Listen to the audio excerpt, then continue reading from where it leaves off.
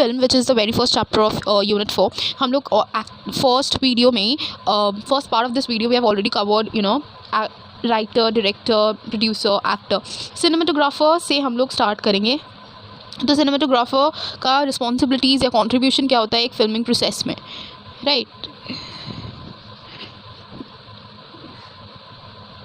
So cinematographer is also known as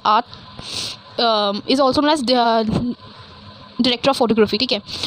art technician भी बोल सकते हैं उसको, जो कि वही चीज़ प्रेजेंट करता है डायरेक्टर जो देखना चाहता है, और डायरेक्टर वही चीज़ देखना चाहता है जो कि व्यूअर्स को अट्रैक्ट करे. That's it. ठीक है. Before shooting he shall involve the selecting of location. तो सारे लोकेशन को भी वो सिलेक्ट करता है बिफोर शूटिंग, मतलब प्री प्रोडक्शन में. ठीक है. ये प्री प्रोडक्शन में. ठीक है. और लाइटिंग सब कुछ देखता है. तो लेट्स जस्ट रीड वो क्या इंक्लूड करता है. ठीक है. वो उसका क्या काम होता है, उसको क्या कॉन्ट्रीब्यूशंस होते हैं. Let's just read that line by line. So या cinematographer is an art technician who realizes on screen what the director wants to see. His work is a combination of technical competence and artistic sensibilities. ठीक है. Before the shooting he shall be involved in selecting the location और taking decision regarding the studio और studio shooting or location. After conferring with the director, he would keep in mind what are the requirements of the script. Accordingly he is going to involve his style. जो script का requirement है उसके हिसाब से ही वो अपना style का involve करता है. एग्जाम्पल पूछ सकता है. तो ये एक एग्जाम्पल है जो हम लोग को यूजुअली याद नहीं रहता, क्योंकि कोई भी बोलेगा कि एक डायरेक्टर का नाम बोलो तो at least we can think of. हम लोग बहुत सारे डायरेक्टर का नाम दे सकते हैं, एक्टर्स का नाम दे सकते हैं, इवन प्रोड्यूसर्स का नाम भी दे सकते हैं, और आजकल राइटर्स के भी नाम हम लोग को याद रहते हैं. बट सिनेमाटोग्राफर एक ऐसा चीज़ है ना जो हम लोग को याद नहीं रहता. Subrata Mitra is the one who basically who has worked with Satyajit Ray. ठीक है. वो सिनेमाटोग्राफर है. ठीक है. वो सत्यजीत रे का मतलब फर्स्ट फिल्म जो थे उसी में उनको काम किया है. ठीक है. Cinematographer is often called director of photography, as I have said before. In some cases she has a camera operator who operates the camera during the shooting. This does not reduce the importance of cinematographer. It just means that she or he makes all the important decisions. Yeah. About the lighting, he is the one who takes decision, lenses, filters, everything. जो भी कौन सा filter use करना चाहिए, जो अच्छा लग रहा है, everything he focuses on. ठीक है. The factors which go long way in determining the visual look the film finally gets. The cinematographer is also consulted during the process of set construction. Set के construction में भी कुछ modify या कुछ location में ज़रूरत है तो उसका कंसल्टेशन बहुत इंपॉर्टेंट होता है, इवन इन कॉस्ट्यूम्स. और सिनेमाटोग्राफर स्क्रिप्ट के अकॉर्डिंगली ही काम करता है. लाइक स्क्रिप्ट का जो रिक्वायरमेंट्स है उसके अकॉर्डिंगली ही काम करता है. If I take an example of those typical bahus of TV serials. अच्छा फिल्म है ना, तो फिल्म में पकड़ते हैं. फिल्म में कोई एक गली बॉय ले लेते हैं. गली बॉय में ऑब्वियसली जो गली बॉय में जो रणवीर सिंह है, he is not going to wear blazer, और he is not going to wear those leather jackets. Even if he is a rapper, he can't wear those leather jackets, the costly ones, because वो gully boy, he's representing a middle class family boy who is suffering from financial problems and all. तो script का जो requirement है उसके accordingly उसके clothes होंगे, उसके the person should look. And secondly वो सारे जो लाइटिंग के जो सारी चीज़ होता है, कैमरा मूवमेंट्स होता है, उसको भी ऑपरेट करता है. ऑपरेट एज एन सजेस्ट करता है. और जो डायरेक्टर होता है वो टोटली डिपेंडेड होता है सिनेमाटोग्राफर के ऊपर, टोटली डिपेंडेड होता है. He has a team who actively handles the responsibilities like pulling the focus, looking after the lighting etcetera. तो उसका एक असिस्टेंस, उसके बहुत सारे असिस्टेंट्स भी होते हैं. तो पहले तो हम लोग को पता चला कि सिनेमाटोग्राफर एक आर्टिस्ट टेक्नीशियन है. उसको DOP भी बोलते हैं, यानी डायरेक्टर ऑफ फोटोग्राफी. वो काम करता है with the combination of artistic competence and technical competence and artistic sensibilities. Before shooting ही also selects the location and takes decision regarding locations and studio. According to the requirement of the script, he involves his style. Example, कोई भी एक नाम याद करना चाहिए cinematographer का, तो सुब्रतो मित्रा. ठीक है. सुब्रतो मित्रा वो who photographed the first films of Satyajit Ray. ठीक है. Cinematographer is often called director of photography, and वो सेट की कंस्ट्रक्शन, लाइटिंग, ठीक है, मॉडिफिकेशन, जब जाइए कोई लोकेशन में, कॉस्ट्यूम में, तो उसमें भी वो काम रहता है, कैमरा मूवमेंट्स को भी देखता है। That's it. अब साउंड रिकॉर्डर्स, जिसको ऑडियोग्राफर भी बोलते हैं, इसका काम क्या होता है? So let's just read each line of this para, okay. Sound recordist, audiographer. Audiography or writing sound is the context of filmmaking is a term. In the context of filmmaking is a term commonly used in India to mean the sound recording, editing, mixing, and So these are performed by whom? The sound department of film production. This includes sound design but excludes music, because music वाला part music composers देखते हैं. It excludes music, it excludes songs, it excludes choreography as well. ठीक है. And audiographer means the chief recordist in India. ठीक है. They are responsible for overall sound quality of the film. They are responsible for what? They are responsible for overall quality, sound quality of the film. The sound recording has become such a specialized field today that in any completed film, the soundtrack is worked upon many people at many stages. Take the typical Indian films. For example, it has a dialogue, sound effects, music in form of songs and background score. ठीक है. ज़रूरी नहीं है कि music मतलब बाकायदा बचेगा और हीरो हीरोइन डांस करेंगे. कभी कभी बैकग्राउंड में भी बचते हैं म्यूज़िक, तो उसको भी ले लेते हैं. ठीक है. All these components of the soundtrack are individually composed at various stages. Dialogues are mostly dubbed in the sound studio in the post production. क्यों डब किए जाते हैं? क्योंकि बैकग्राउंड नॉइज़, बैकग्राउंड जो चीज़ है, बैकग्राउंड की जो आवाज़ आ रहे हैं, बैकग्राउंड नॉइज़ को अवॉइड करने के लिए पोस्ट प्रोडक्शन स्टेज में डब किए जाते हैं. Similarly, the effects are also recorded in the sound studio. Sound studio में post production में ही उसको रिकॉर्ड किया जाता है अच्छे से, just to avoid the background noise. Songs are recorded before the shooting begins and the background score is recorded in the sound studio in the post production stage में ही जो sound studio है उसमें dubbing and all होता है. ठीक है.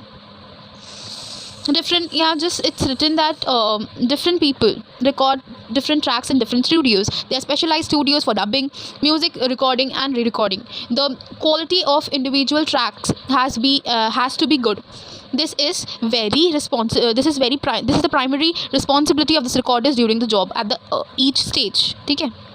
Each recorded sound has to be clear, obviously, and should heard in theater at the right volume and should sound good in the relation with the other soundtrack. So अच्छे से mixing किया जाना चाहिए. ठीक है. During an emotional scene, just imagine an emotional scene जिसमें रोना धोना एंड ऑल हो रहा है, मतलब इमोशनल है कोई भी scene. Quite often we hear background music played alongside the dialogues. तो मतलब डायलॉग्स तो होते ही है, पर उसके साथ बैकग्राउंड, अब डायलॉग्स के साथ बैकग्राउंड भी जो म्यूज़िक होता है, बैकग्राउंड स्कोर बोलते हैं उसको, बैकग्राउंड भी दिया जाता है अच्छे से, जिससे कि इमोशन को ज़्यादा मतलब एम्फसाइज करे. ठीक है. तो it says the same thing in different words, like it's just repeating the things, कि बस इसका ओवरऑल हम लोग को ये याद करना है कि ओवरऑल साउंड क्वालिटी जो है ना, साउंड क्वालिटी देखता है. That's it. किसका? फिल्म का ओवरऑल साउंड क्वालिटी, एक पर्टिकुलर सीन का साउंड क्वालिटी नहीं, overall sound quality. Now art director का काम क्या होता है? Art director works very closely with the director and cinematographer in the pre production stage. तो उसका काम कहाँ होता है? प्री प्रोडक्शन स्टेज में होता है. प्री प्रोडक्शन स्टेज में होता है. It is always an important decision taken in the pre-production stage regarding how much of the film would be shot on location and how much on the set. The script and the budget quite often dedicate this decision. ठीक है. तो कितना set में ज़रूरत है shoot करना और कितने बाहर लोकेशन में. ठीक है. वो सारे डिसीजंस कब होते हैं? प्री प्रोडक्शन स्टेज में होता है.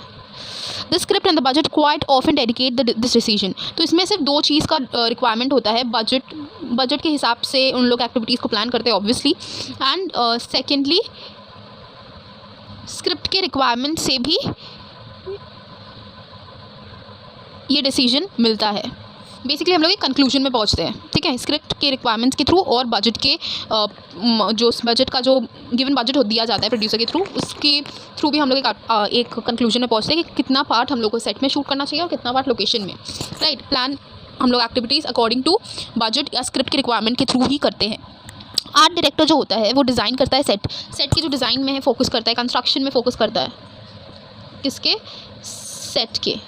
और जब चेंजेस कुछ चाहिए वो चेंजेस भी सजेस्ट करता है, किसके रिगार्डिंग चेंजेस, तो लोकेशन और सेट में जो चेंजेस चाहिए वो चेंजेस भी सजेस्ट करता है, और वो लोकेशन भी सिलेक्ट करता है प्री प्रोडक्शन स्टेज में। अब नाउ ये क्वेश्चन भी हो सकता है कि डायरेक्टर भी लोकेशन सेट करता है, लाइक लोकेशन सजेस्ट करता है, सिनेमेटोग्राफर भी सिलेक्ट करता है लोकेशन, और आर्ट डायरेक्टर भी लोकेशन सिलेक्ट करता है। पर हाँ, इसलिए पहले ही लाइन में बहुत अच्छे से क्लियरली मेंशन किया गया था कि आर्ट डायरेक्टर, सिनेमेटोग्राफर और डायरेक्टर के साथ काम करता है प्री प्रोडक्शन स्टेज में। तो तीनों मिलकर एक अच्छा खासा टीम मिलकर लोकेशन सिलेक्ट करता है। इट्स नॉट दैट कि हमको ब्राज़ील अच्छा लगा तो चलो ब्राज़ील में जा के करते हैं शूटिंग, नहीं। रिक्वायरमेंट देखते हैं स्क्रिप्ट का, बजट देखते हैं, and then they plan the activities accordingly, ठीक है। तो यही है एक आर्ट डायरेक्टर का काम। आर्ट डायरेक्टर का एग्जाम्पल दिया गया, you can read it once. अच्छा, let me only read it. In India the tradition of spectacular film is old. तो मिल गया एग्जाम्पल, सोहरब मोदीज पुकुर मेड, सोहरब मोदी, ठीक है, Sohrab Modi's Pukar made in 1940s and Mughal Azam are some prominent examples of large scale productions requiring mammoth sets. In Sholay, a village and a Dicot's den was created in the natural surroundings of the film.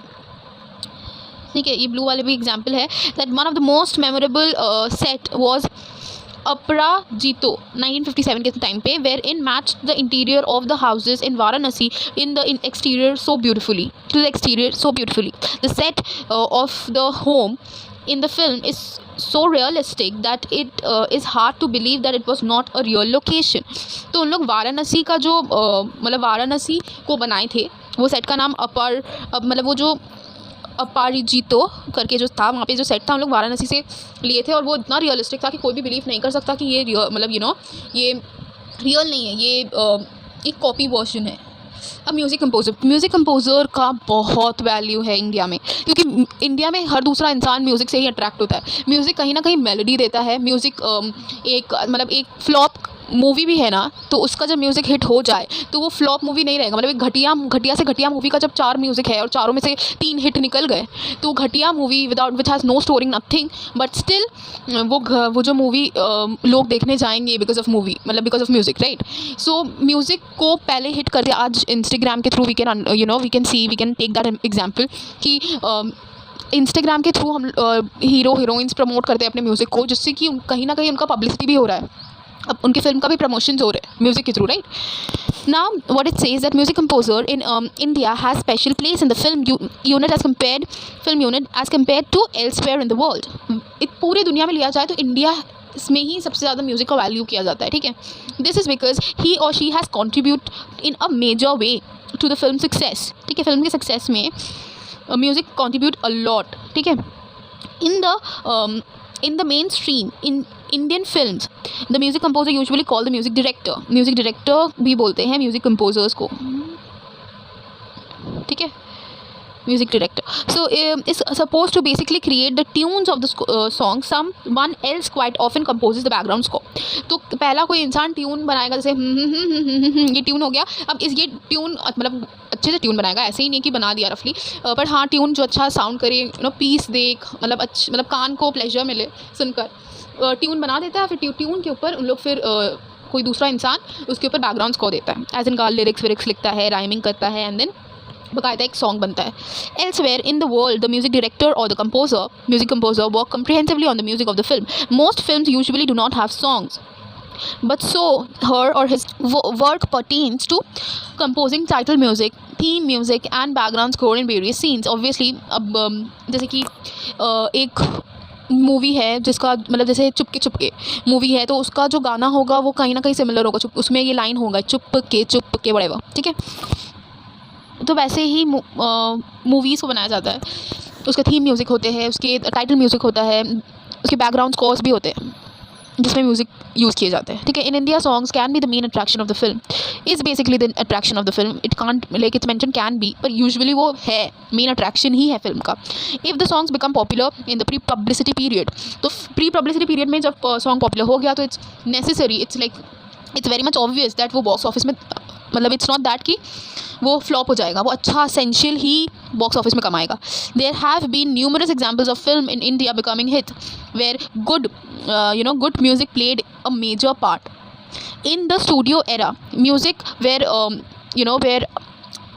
thought of a part and parcel of script, मतलब उन लोग अपने thoughts भी share करते हैं music में, कहीं ना कहीं बताता है कि फिल्म में क्या है, राइट, या फिर पर्टिकुलर सीन में क्या है. एग्जाम्पल दिया गया है एस डी बर्मन का, who was a very a versatile composer, I can say, great composer whose music had tremendous diversity. उसके एग्जाम्पल्स दिए गए जैसे एक लड़की भीगी भागी हो गया, चलती का नाम गाड़ी से, एंड अब के बरस आ गया बंदिनी से.